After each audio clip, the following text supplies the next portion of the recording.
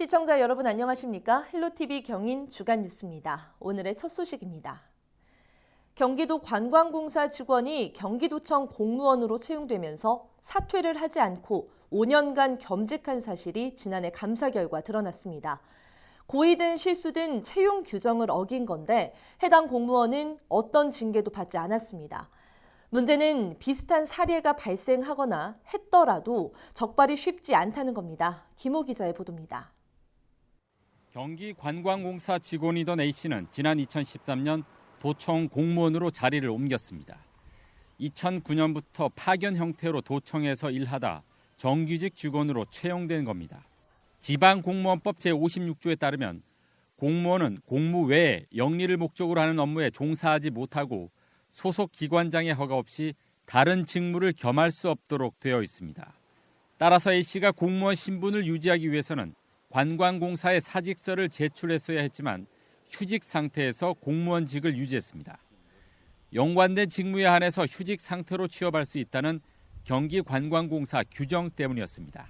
아니, 휴직은 저희 규정상에서는 가능해서 휴직이 됐고요.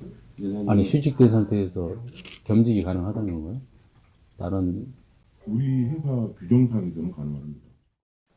그렇다면 도청 인사부서에서는 왜 A씨의 겸직을 인지하지 못했을까? 일반적으로 채용이 결정되면 신원 조회를 하게 되지만 겸직을 걸러낼 수 있는 절차는 사실상 없는 상태입니다.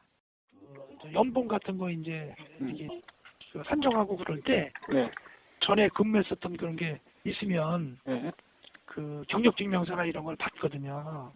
본인이 얘기하기 전에는 그 우리가 확인할 수 있는 건 없거든요. 특히 A씨처럼 무급 휴직의 경우 연금과 직장보험 등이 모두 중단돼 금융정보를 통한 이중 취업 방지도 어려운 상태입니다. 결국 A씨와 같이 휴직 후 공무원에 채용되면 이중 취업 상태라도 현재로선 걸러내기가 쉽지 않은 상황입니다. 여기 계약직으로 들어오는데 이력서를 써서 채용이 됐어요. 근데 이쪽에서 다른 회사, 제가 지금 적어두고 있는 회사에서 문제 삼지 않고 나 임시적으로 휴직을 할게요 해놓고 여기 들어와서 여기는 아무 얘기를 안 하고 그랬다면 둘 다 놓치는 거지. 이쪽도 놓치고 이쪽도 놓치고. 당사자는 몰랐다 그러면. 이 같은 허점으로 A씨는 무려 5년간 경기관광공사 직원으로 휴직한 채 공무원 신분을 유지했습니다. 하지만 고의성이 없다는 판단에 따라 주의 수준의 징계만 내려졌습니다. 공무원 겸직은 특별한 예외 조항을 제외하고는 엄격히 금지되어 있습니다. 이번과 같은 사례가 재발되지 않기 위해서는 보다 세밀한 인사 시스템이 필요해 보입니다. 헬로티비 뉴스 김호입니다. 부천시 출신 의병장 박진의 역사가 허위라는 사실을 저희 헬로티비 뉴스를 통해 전해드린 바 있는데요. 역사 왜곡이 밝혀진 지 6년이 지났지만 여전히 개선은 이루어지지 않고 있습니다. 최근 개최된 부천시 복숭아꽃 축제에도 박진의 이름이 등장했는데요. 스마트폰 출동 김진재 기자입니다. 지난 21일 개최된 부천시 복숭아꽃 축제 팜플렛입니다. 춘덕산과 역곡동의 지명을 소개하는 란에는 의병장 박진의 활약상이 적혀 있습니다. 6년 전 허위로 밝혀진 역사가 축제 팜플렛에 버젓이 등장한 겁니다. 지역 역사 전문가는 허위 사실임은 물론이고 지명과 관련 없는 박진이 팜플렛에 등장한 이유를 이해할 수 없다는 입장입니다. 이제 둔덕진산이라 그래서 우리말로는 그걸 둔덕산으로 부르다가 후대에 누군가가 그걸 춘덕산으로 불렀는데 박진의 뭐 덕이 살고 이런 의미가 있는 건가요? 그거는 무식한 사람들이 그렇게 한자 뜻에 이끌려서 쓰는 거죠. 복숭아꽃 축제를 주관한 역곡일동 주민센터는 매년 의례적으로 전년도 팜플렛을 참고해 만들다 보니 발생한 일이라고 해명했습니다. 전에 써먹었던 거라 아마 그렇게 그랬어요. 어떤 뭐 출처를 정확하게 알고 그런 건 없어요.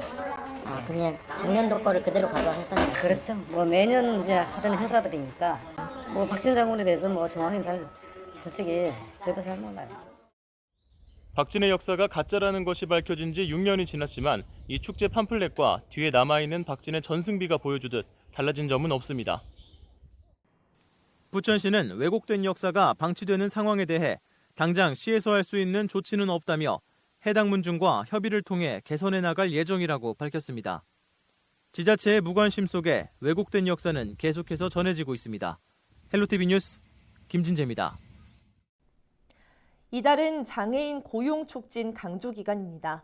하지만 대부분 장애인들은 취업해도 비정규직이나 차별, 낮은 임금 수준의 한계를 벗어나지 못한다고 호소합니다. 일하면서도 제대로 된 대우를 받지 못한다는 건데 실제 지역 발달장애인 근로자들의 생각을 들어봤습니다. 이정아 기자가 취재했습니다. 지적장애 3급인 31살 정훈남 씨. 지난해부터 인천의 한 주민센터에서 1년 계약직으로 근무 중입니다. 정 씨는 어렵게 취업해도 매년 새로운 일자리를 또다시 찾아야 하는 게 큰 걱정거리입니다. 계약직이 좀 없었으면 좋겠어요. 이게 계약직이다 보니까는 만약에 면접 봐서 떨어지면 또 다른 데 또 알아봐야 되고 그게 또 시간이 또 오래 걸리니까. 또 다른 발달장애인인 20대 오지현 씨는 장애인 자활센터에서 일하고 있습니다. 그동안 식당, 요양원 등에서 비장애인과 같은 일을 하면서도 매달 받은 급여는 80만 원 수준. 비장애인 급여의 절반에도 못 미쳤습니다. 열악한 환경 속 결국 4번이나 자리를 옮긴 다음에야 비로소 지금의 직장을 구할 수 있었습니다. 장애라는 이유로 그 회식 자리도 안 껴주고 저희 같은 경우는 아예 배제하시고 적금을 아무리 들어도 저희 같은 경우는 돈이 많이 남지 않으니까. 고생 끝에 취업해도 일터에서 숱한 차별을 겪었다고 말하는 장애인 근로자들. 평균 임금은 180여만 원으로 같은 기간 250여만 원을 받는 전체 임금 근로자보다 70만 원가량이 낮습니다. 장애로 근로 능력이 낮다고 판단될 경우 최저임금법 적용에서 제외되기 때문입니다. 최선의 복지는 취업이라고 생각을 합니다.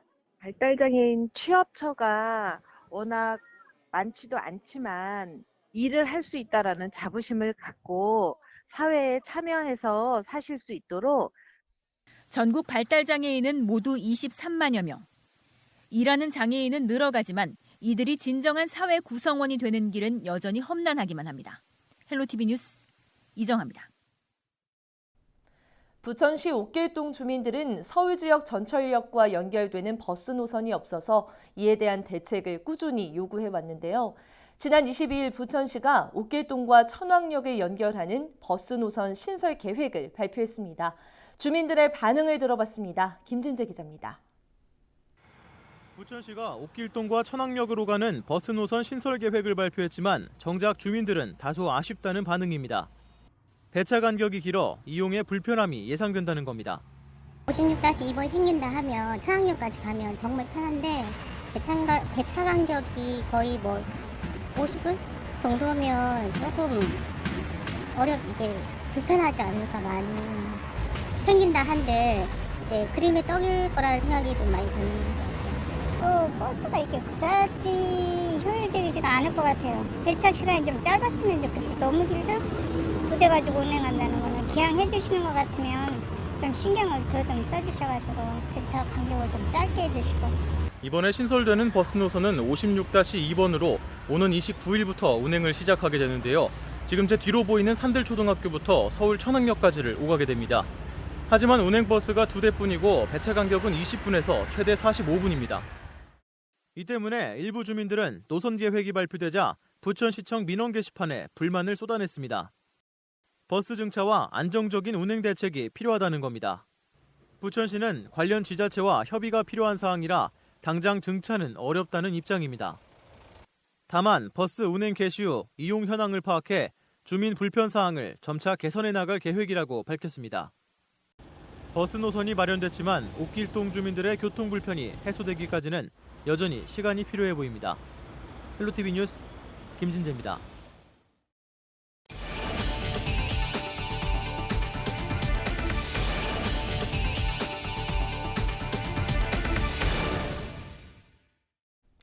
민선 7기 경기도 핵심 정책 중 하나인 기본소득을 주제로 한 박람회가 준비를 마쳤습니다. 기본소득은 누구나 조건 없이 받는 일정 수준의 소득 정도로 생각하면 되는데요. 이번 박람회에선 기본소득과 관련된 내용이 총망라돼 선보입니다. 한선지 기자가 박람회 일정 미리 알아봤습니다. 이달 본격적인 시행을 알린 경기도의 청년 기본소득. 경기도에 거주하는 만 24세 청년에게 총 100만 원을 지원해주는 대표적인 기본소득 제도입니다. 민선 7기 경기도에선 여러 형태의 기본소득 도입 논의가 핵심적으로 이뤄지고 있습니다. 오는 29일부터 이틀간 수원 컨벤션 센터에서는 국내외 전문가 등이 모여 기본소득 박람회를 엽니다. 기본소득과 지역화폐가 제한된 계층을 대상으로 한 일방적 지원이 아니라 우리가 함께하는 생활정책임을 알리고자 합니다. 박람회는 해외 사례와 전망 등에 대한 의견을 나누는 토론과 우리나라 각 지방자치단체에서 추진하고 있는 기본소득 정책의 현주소를 짚어보는 전시회 등으로 구성됩니다. 특히 전국 60개 지역에서 시행되고 있는 지역화폐에 대해 알아보는 체험관도 꾸려져 기본소득과 더불어 지역화폐에 대한 궁금증도 풀어줄 것으로 기대됩니다. 이 밖에 VR 체험과 음악 공연 등 다양한 문화 행사도 마련될 계획입니다. 경기도는 도내 30개 시군과 충남 부여, 경남 고성 등 기본소득 추진의 뜻을 같이 하는 34개 지역이 모인 지방정부협의회 출범을 예고했습니다. 경기주TV 한선지입니다. 경기도 의료기술을 배우기 위한 해외 의료인들의 발걸음이 계속되고 있습니다. 지난 2011년부터 지금까지 10개국 500여 명의 수료생을 배출했는데요. 최근엔 베트남 의사들이 도내 병원에서 IT 기반의 진료와 로봇 수술 등 선진 의료 기술을 배워갔습니다. 최창순 기자가 보도합니다. 도내 대학병원의 회진 시간. And his status is absolutely good. Yeah, no fever. 국내 의료진 사이로 베트남에서 온 의사들이 눈에 띕니다. 경기도의 선진 의료 기술을 배우기 위해 온 해외 연수생들인데 수술 기법과 치료 과정에 대한 설명을 꼼꼼히 듣고 질문도 끊이지 않습니다. IT 기반의 진료 기술과 로봇 수술 등의 첨단 의료 기술 중심입니다. 총 8명이 4주에 걸쳐 도내 5개 병원에서 의료 기술을 익혔습니다. Trong 4 tuần vừa qua thì tôi đã học được rất nhiều kiến thức bổ ích về y học, đặc biệt là phẫu thuật ung thư đường tiết niệu và tôi xin chân thành cảm ơn. 이번 연수는 지난해 경기도와 베트남 호치민시가 보건의료 분야 발전을 위한 양해각서를 체결하면서 마련됐습니다. 한국 의료 기술을 홍보할 뿐만 아니라 제약기든 의료기기든 의료산업 진출할 때 이분들이 키퍼슨 역할을 할 수 있으리라 기대하고 있습니다.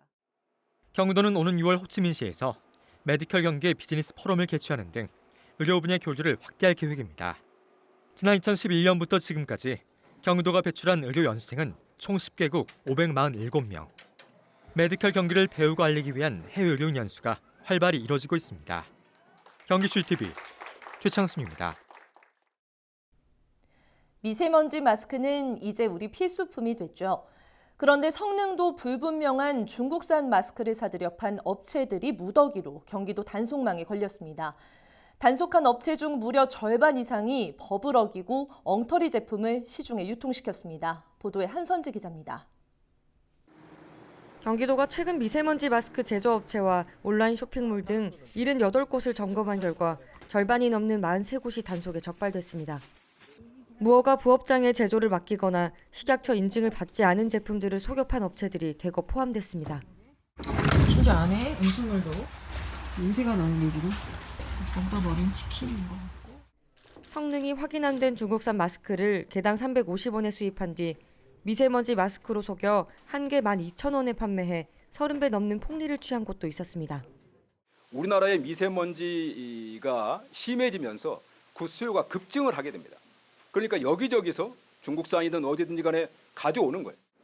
경기도는 미세먼지 마스크를 살 때는 식약처 홈페이지에서 KF 인증 여부를 직접 확인하는 것이 좋다고 설명했습니다. 적발된 업체는 형사 입건하고 식품의약품안전처에 행정처분을 의뢰한 상태입니다. 경기주TV 한선지입니다.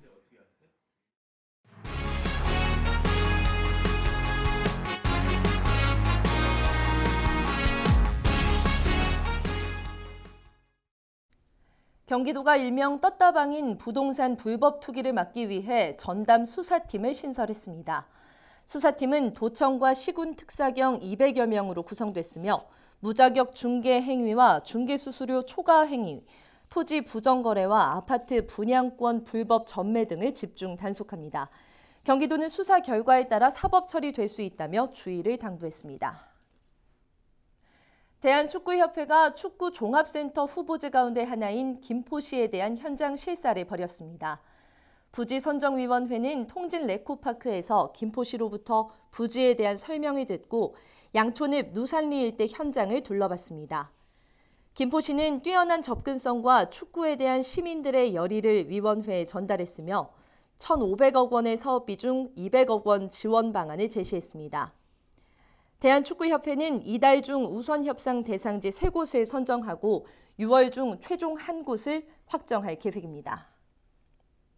김포시가 평화경제구역 예정지에 대한 개발 제한에 나섭니다. 김포시는 남북관계 개선에 따라 평화경제자유구역 지정에 대한 기대감이 높아지면서 예정지에 대한 보호 필요성으로 제한이 불가피하다고 밝혔습니다. 개발 제한 지역은 거물대리 일대 515만 제곱미터로 앞으로 개발 행위 허가 기준이 엄격해질 것으로 예상됩니다. 김포 애기봉에 가상현실인 VR로 북한 고려 역사를 체험할 수 있는 디지털 체험관이 구축됩니다. 열차 모양의 체험관에서는 VR을 통해 기차를 타고 조강철교를 건너 개성 송악산과 선주교 공민왕릉을 경험하게 됩니다. 또 개성 첨성대를 실물 모형으로 재현해 천문 관측 장치를 통해 별을 관측하고 사계절을 가상 체험하게 됩니다. 총 사업비 11억 원이 투입되는 이번 사업은 김포시가 과학기술정보통신부의 콘텐츠 개발 지원 사업의 공모에 선정됐으며 오는 12월까지 사업을 마무리하게 됩니다. 서울의 비보이팀 일빌린즈가 지난 20일 열린 부천 전국 비보이 대회에서 우승을 차지했습니다. 일빌린즈는 2대2 팀 배틀에서 우승해 오는 10월 중국에서 열리는 월드파이널 대회에 한국 대표로 참가하게 됩니다. 이번 대회를 주최한 세계 챔피언 비보이팀 진조크루는 부천시 문화예술 홍보대사로 활동하고 있으며 오는 9월 열리는 부천 세계 비보이 대회도 주관해서 진행할 예정입니다. 경기도는 오는 29일부터 다음 달 17일까지 도내 건설 폐기물 중간 처리 업체 102곳을 대상으로 민관 합동 특별 단속을 실시합니다. 이번 특별 단속에서 광역환경관리사업소는 시군과 민간환경감시원 등으로 총 31개 점검반을 구성하고 폐기물 재위탁과 혼합 보관, 폐기물 처리시설 허가 조건 등을 집중 점검합니다. 위반 행위가 적발된 업체는 관할 시군을 통해 과태료 등 행정처분 조치하고 무허가 시설 운영, 건설 폐기물 무단 방치 등 심각한 위반 행위를 저지른 업체에 대해서는 형사고발 등 엄중 대처할 방침입니다. 인적이 없는 새벽 시간 식당가를 돌며 금품을 훔쳐온 30대 남성이 경찰에 붙잡혔습니다. 양주경찰서는 특수절도 등의 혐의로 33살 남성 A씨를 구속했다고 밝혔습니다. A씨는 지난 5일 새벽 4시 10분쯤 양주시 백서급의 한 식당 창문으로 침입해 계산대에서 현금 19만 원을 훔치는 등 모두 15차례에 걸쳐 250만 원 상당의 현금을 훔친 혐의를 받고 있습니다. 경찰 조사 결과 A씨는 절도죄로 수감됐다가 지난해 3월 출소했으며 생활비가 없어 범행을 저질렀다고 진술한 것으로 알려졌습니다.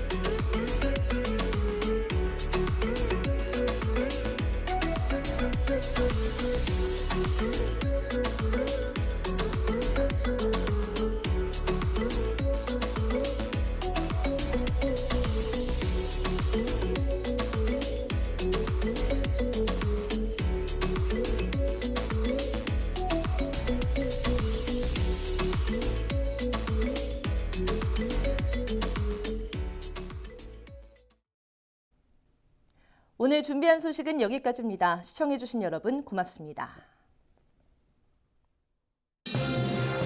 우리 지역의 이슈 콕 짚어봅니다.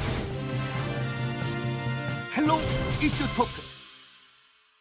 김포공항 르네상스, 바로 서울시가 김포공항 국제선 증편을 위해 내놓은 프로젝트입니다. 도쿄 하네다 공항을 벤치마킹한 건데요. 국제선 기능을 강화해서 마곡지구 개발과 연계한다는 계획입니다. 현재 국제선 증설을 위한 연구 용역까지 진행 중에 있는데 이 같은 내용이 알려지자 김포공항 인근의 양천구 주민은 물론 부천과 김포 그리고 인천 계양구 주민까지 크게 반대하고 나섰습니다. 안녕하십니까? 안녕하세요. 네. 안녕하세요. 네, 먼저 첫 질문 좀 드려보도록 하겠습니다. 지금 서울시가 원래는 국내선 위주였던 이 김포공항의 국제선 증설을 좀 계획을 하고 있습니다. 일명 김포공항 르네상스 이렇게 알려져 있는데 문제가 된 이 프로젝트 내용이 어떤지 좀 짚어볼까요? 네, 지금 현재 자료는 서울시에서 나온 자료입니다. 자료를 근거로 말씀을 드리겠습니다. 네. 그 용역명은 지금 신성장 거점 김포공항 육성 관리 방안에 대한 용역이고요. 네. 지금 뭐 용역비는 한 2억 6천 정도 되는데요. 네. 이제 지금 10개월간 용역을 하기로 했는데 지금 예. 연장해서 지금 현재까지 용역 중에 있습니다. 그 목적은 국제선 기능 강화와 김포공항 육성 관리라는 이야기가 나오고 있고요. 네. 그다음에 그 내용 중에는 이런 이야기가 있습니다. 김포공항 시설 현황, 그다음에 이용 실태, 그리고 항공 운송 환경 분석, 네. 항공 수요제 검토 이렇게 나와 있고요. 그리고 이제 도심공항으로서의 위상, 역할, 또 국제선 기능 강화 등의 공항 기능, 뭐 재정립 네. 이런 걸로 인해서 이제 지금 용역을 하고 있는 중입니다. 네. 예, 그래서 지금 현재 이런 자료를 보면 국제선을 증설하는 것은 명확하지 않나라는 네. 저희가 이제 바라보는 입장은 그런 시선으로 지금 바라보고 있습니다. 네, 근데 이 국제선 증설이라는 게 이 광역지자체인 서울시 차원에서 가능한 일인가요? 실제적으로 결론적으로 말씀드린다면 서울시에서는 할 수 있는 건 아니고요. 얼마 전에 이제 서울시에서 조례가 이제 하나 상정돼 갖고 이제 제정된 걸로 네. 알고 있습니다. 그 조례 내용이 뭐냐면 네. 김포공항 국제선 신규 증설을 위해 서울시장이 항공사업자 등을 지원해야 한다는 내용이 핵심입니다. 네. 네, 국제선 증설을 위해서는 조례에서 정한 것처럼 항공사업자 등을 지원하는 것 외에 실질적으로 지자체가 인 서울시가 네. 할 수 있는 역할은 없으며 항공사가 국토교통부에 국제선 증설을 요청한 후 국토교통부 승인을 거쳐야 국제선 증설이 가능합니다. 또 짚어볼 문제는 네. 그 주변 지역 주민들의 피해예요. 사실 우리 뭐 부천 오정구라든지 계양구는 지금 현재도 늘 항공기 소음에 시달리고 그 피해를 보고 있는 지역인데 현재 지금 주민들 피해가 어느 정도인가요, 의원님? 지금 뭐 이제 저희가 지금 그 네. 기준치 예. 명칭이 지금 웨클로 나타나고 있습니다. 네. 그런데 지금 웨클 기준치 단위를 쓰고 있는 데는 중국하고 대한민국밖에 없고요. 네. 그다음에 데시벨이라는 우리가 많이 듣고 있는 예. 그 기준치를 쓰고 있는 데는 미국, 유럽 대부분 그렇게 쓰고 있고요. 저희가 네. 이제 2022년 정도에 법 개정을 통해서 이제 좀 달라질 네. 기회가 있고요. 예. 지금 이제 그 소음 피해 지역은 1종 구역, 2종 구역, 그다음에 3종 구역에서도 가나 다로 네. 이렇게 나눠지고 있습니다. 근데 지금 저희가 현재 부천 지역에 3종 가나 다 지역에 많이 살고 계시거든요. 예. 보통 공기청소기 예. 정도의 소음을 지금 안고 살고 있는 지금 현상이라는 거죠. 네. 그래서 그걸로 인해서 지금 뭐 난청 네. 호소하는 분들이 많이 계시고 네. 그리고 지금 6시부터 아침 6시부터 밤 11시까지 운항을 하고 있습니다. 네. 그렇다면 11시 전에는 잠을 자기가 좀 불편하다라는 네. 호소, 그다음에 학교 교육 문제, 그리고 무엇보다도 지금 미세먼지로 지금 심각한데 먼지 분진 대한 호소 네. 이런 피해들이 지금 상당히 심하고요. 이것을 법적으로 막을 방안이 있느냐 이게 또 궁금해지는 부분이에요. 뭐 지금 같은 광역지자체 차원에서 또 어떻게 대응해 나갈 계획인지 좀 두 분의 의원들께 각각 좀 여쭤볼게요. 경기도의회 차원에서, 인천시의회 예. 차원에서 먼저 의원님이 얘기를 해주실까요? 이거를 이제 법적으로 가는 것보다는 우리 상식적으로 생각해야 된다고 이거 맞다고 생각합니다. 이게 우리 인지상정으로 보면 그 김포공항 인근 주민들이 피해를 보고 있는 거는 누구나 알 수 있는 문제예요. 네. 우리 시청자나 우리 인천 시민이나 서울 시민이나 경기도 시민도 다 알고 있는 문제예요. 이런 네. 부분은 뭐 법적인 부분보다는 그 김포공항의 국제선 증설은 인근 시도인 경기도, 인천시, 서울시 시민들의 생존권을 위협하는 항공기 소음, 미세먼지, 고도 제한 등에 대한 대책 마련이 반드시 전제되어야 되고요. 현재 인천국제공항이 국제공항으로서의 경쟁력을 네. 국가적 산업으로 육성하고 있는 시점에 김포공항의 국제선 증설은 주변 국들과의 경쟁을 저하시키는 중대한 저해요인이 될 것이며 이를 위해 제도적 견제, 수도권 3개 광역자치단체의 공동 대응, 네. 시민운동 등을 통해서 대응해 나갈 생각입니다. 그렇군요. 지금 뭐 의원님도 여러 가지 고민이 네. 있으실 것 같은데 경기도의회 차원에서 또 의원님 생각도 이제 덧붙여서 얘기해 주시죠. 네, 지금 현재는 우리 의원님 말씀하셨듯이 경기도, 인천, 그다음에 서울 함께 이제 공동 대응이 기본이고요. 네. 그리고 지금 앞서 계속적으로 지금 증설하지 않는 용역이다라고 네. 이야기를 하는데 네. 언론에서도 2014년부터 네. JTBC 방송을 통해서 계속 증설 이야기를 하고 있었거든요. 얼마 전 2019년 4월에도 신문 보도를 통해서 이야기를 하고 있기 때문에 그것을 저희가 근거로 해서 이런 14년도부터 지금까지 증설, 그러니까는 국제선 증설을 놓고 이야기한 거에 대해서 조목조목 좀 반박을 할 예정으로 있고요. 그리고 국제선 증설, 그러니까 증편이 과연 누구를 위한 증편이냐라고 봤을 때는 결국에 지역 주민, 소음이나 분진, 먼지로 인한 피해 주민들은 배제시키고 네. 대기업과 그 몇몇 그 위치에 있는 분들의 어떤 계획이 아니냐라는 생각 때문에 철저하게 저희도 네. 분석을 해서 네. 지금 대응할 방침으로 지금 계획하고 있습니다. 올해 인천시는 주민 참여 예산의 규모를 대폭 확대하고 사업 유형도 다양화했습니다. 주민 참여를 적극 늘려 재정 민주주의를 실현하겠다는 취지인데요. 그중에서도 눈에 띄는 것이 동계획형 주민 참여 예산입니다. 올해 처음 시행되는 동계획형 사업은 우리 동네에 필요한 사업을 주민이 직접 발굴하고 계획해 사업을 실행시킬 예정인데요. 먼저 주민참여예산지원센터부터 한번 짚어보겠습니다. 인천 주민참여예산이 올해 300억 원으로 예산과 규모가 큰 폭으로 확대가 됐습니다. 때문에 많은 주목도 받고 있는데요. 특히 주민참여예산지원센터가 생기면서 제도 활성화에 대한 기대가 큽니다. 김미정 위원께서 먼저 주민참여예산지원센터 구체적으로 어떤 역할을 하는지 설명 부탁드릴게요. 네, 예산의 규모가 300억으로 늘어나면서 처음 시행하는 사업이 계획형 사업입니다. 네. 계획형 사업은 시계획형과 동계획형 사업으로 운영될 텐데요. 네. 그 사업이 보다 안정적으로 운영될 수 있도록 그리고 그 사업을 촉진하는 역할을 하고 있는 민간 지원관을 양성하고 육성하고 파견하는 사업이 올해 주요하게 사업의 부분을 차지할 것 같습니다. 네. 그리고 참여예산지원센터가 처음 생기면서 그동안 예산학교가 단정적으로 운영됐다라고 한다면 좀 더 상설화되고 다양하게 참여할 수 있는 과정으로 참여해서 학교를 운영할 예정이고요. 사업 유형이 다양화됐다라고 볼 수 있을 것 같은데요. 이제 그 중에서 눈에 띄는 게 생활 밀착형이라고 이제 할 수 있는 동계획형 사업입니다.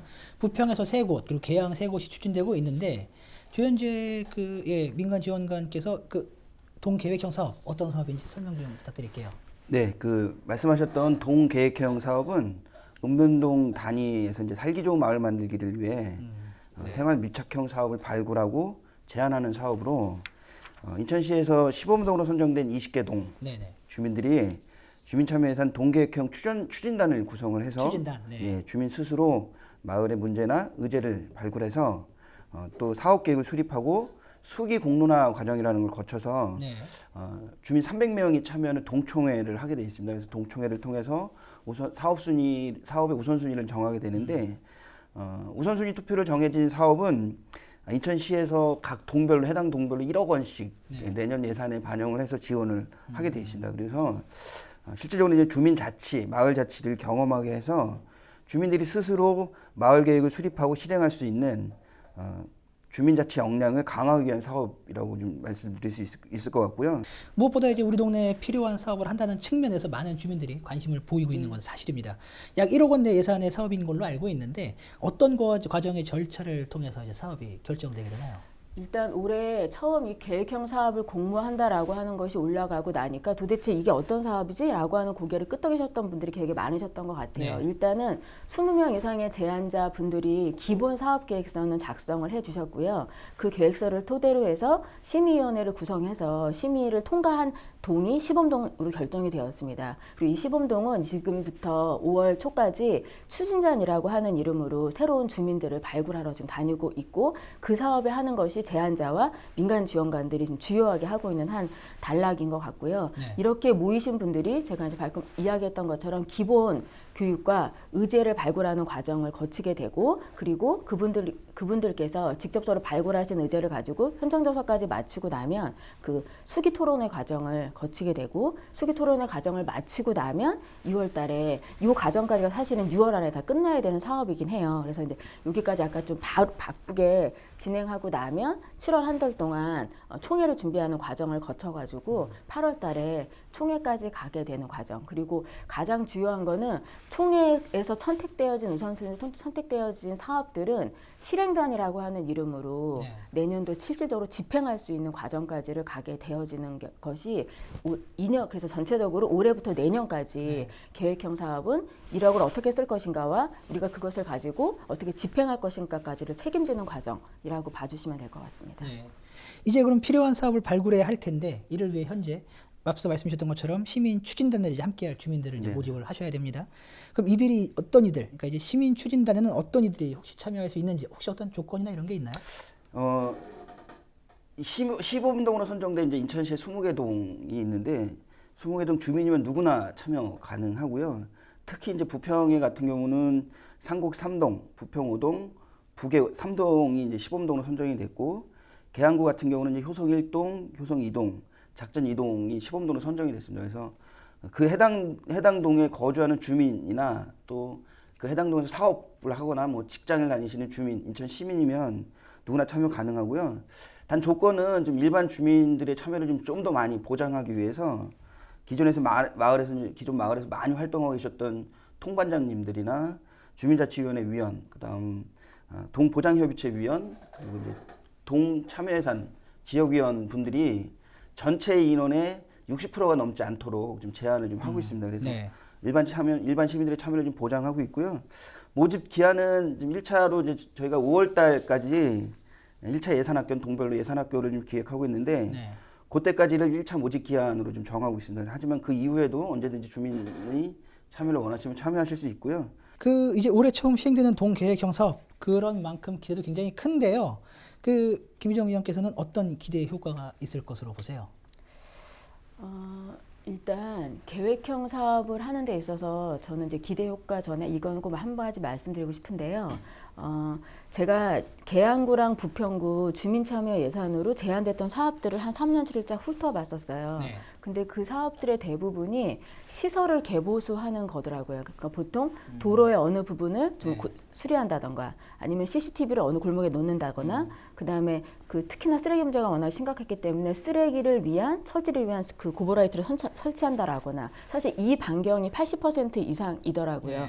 그리고 주민들이 물론 필요하고 원하는 사업이긴 하지만 좀 더 주민들의 역량을 높인다라고 하는 관점에서 봤을 때는 참여를 이끌 수 있는 프로그램이었으면 더 좋겠다라고 하는 바람이 있었거든요. 그래서 동계획형 사업을 한다라고 하는 것은 물론 이렇게 눈에 드러나는 사업도 할 수 있으나 가능하다면 일련의 주민들의 의견을 충분히 반영해서 그 사업의 집행까지를 하는 과정이기 때문에 그분들이 그 과정 안에 충분히 오가고 소통할 수 있는 과정에 좀 컨텐츠가 있는 프로그램적 접근을 할 수 있는 이런 사업들도 좀 더 많이 발굴되고 그리고 그런 사업들을 실제로 주민들이 직접 집행해 봤을 때 그 안에서 만나지는 새로운 주민들이 등장할 수 있을 것 같고 그 주민들과 함께하는 과정이 되게 주요하지 않을까라고 하는 생각이 들고요.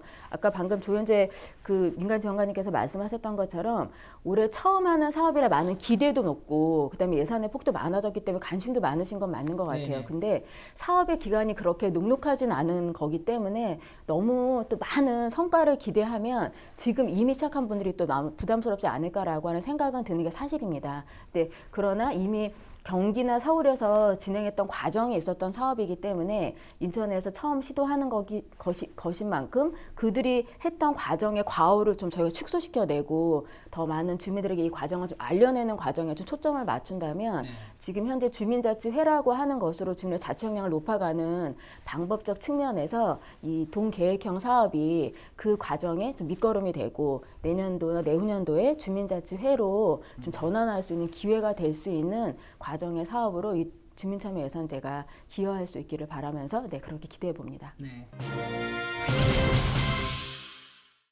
인천 유나이티드가 모처럼 한숨을 돌렸습니다. 경인 더비였죠. 서울과의 경기에서 0대0 무실점으로 막으면서 짠물 수비, 질식 수비가 통했다는 평가를 받고 있습니다. 연패 사슬을 끊었는데요.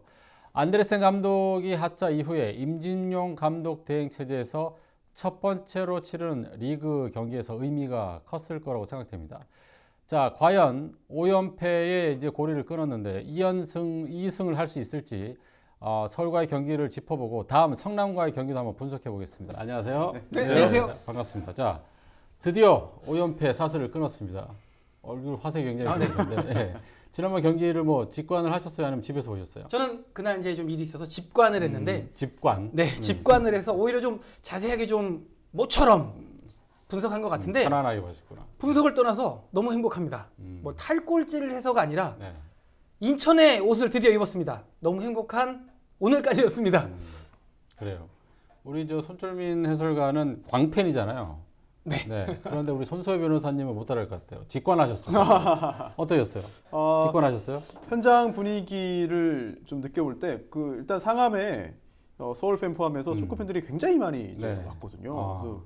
유료 관중이 17,000. 무료까지 합하면 2만에 육박하지 않나 싶은데 그런 대관중 앞에서 득점은 안 났지만 양 팀의 어떤 그 치열함이 충분히 이제 확인되는 그런 경기를 펼친 것 같고 결과도 나쁘지 않았고 또 투지와 의지도 보여줬고 또 분위기 전환에는 어느 정도 성과가 있지 않나 긍정적인 요소를 좀 발견하고 왔습니다. 이번에 들고 나왔던 전술이 바로 이제 선수비 후 공격이었어요. 조금 전반전에는 글쎄 좀 답답한 경기일 수도 있었을 것 같은데 이번 전술 어떻게 보세요? 네, 그렇습니다. 일단 지루할 수 있어요. 지금 K리그 전반적으로 공격력을 좀 배가하고 뭐 5분 더 뛰는 운동 막 이런 거 할 정도로 팬들에게 재밌는 축구를 보여주자라고 하고 있는 건 맞습니다. 그리고 인천도 거기에 동의를 하고 인천도 열심히 해야 되는 건 맞지만 인천같이 이 하위권에 있는 팀은 일단 많은 성적을 좀 내야 되기 위해서는 무실점이 먼저예요. 지지 않는 경기 앞에 선행되는 게 무실점이거든요. 무실점 하다 보면 무실점은 질 수가 없지 않습니까? 그렇죠. 실점을 하더라도 뭐 비기는 경기도 있긴 하겠지만 일단 무실점은 지지 않는 경기를 먼저 선행된다라는 게 말씀을 드리고 싶고요. 재미없는 축구긴 하지만 우승을 불러올 수 있다라는 또 옛날 명언도 있습니다. 그렇기 때문에 팬들이 보시기에 특히 또 타 팀 팬들이 보시기에 인천 팬들이 가슴 아플 얘기를 많이들 하세요.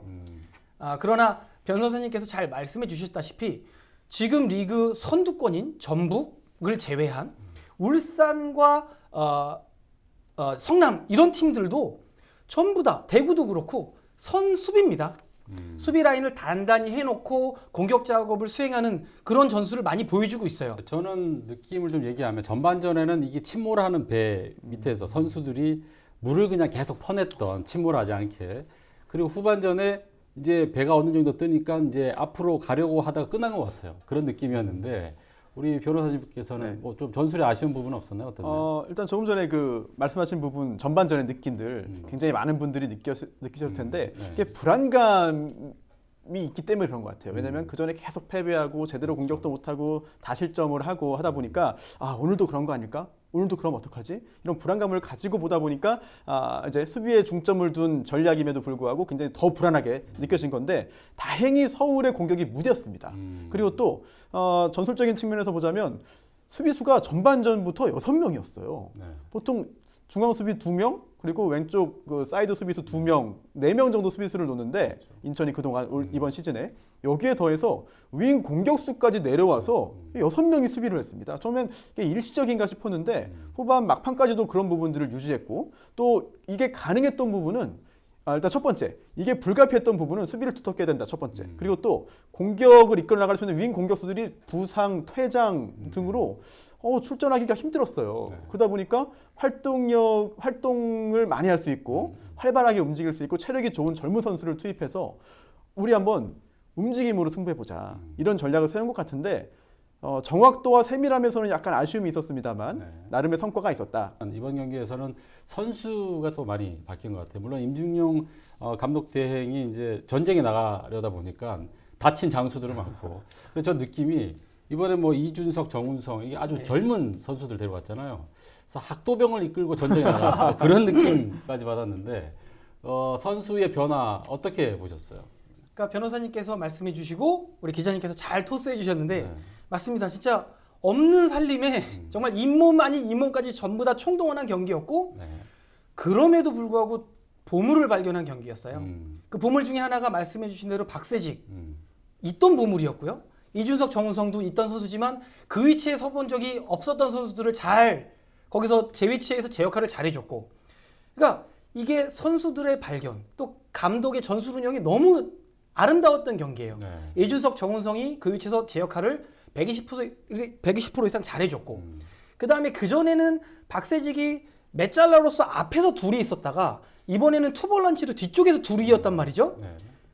맞은 옷을 입혀준 거예요. 그러니까 너무 아름다운 인천이 뭐냐면 보물을 그전의 보물을 발견을 다시 했고 그러니까 보물에 진흙탕이 묻은 걸 잘 닦아줬고 새로운 보물을 이제 잘 꿰고 계시고 그전의 선수들 또 기존의 선수들이 어떤 옷이 맞는지를 임 감독 대행님이 지금 잘 알고 계신 거예요.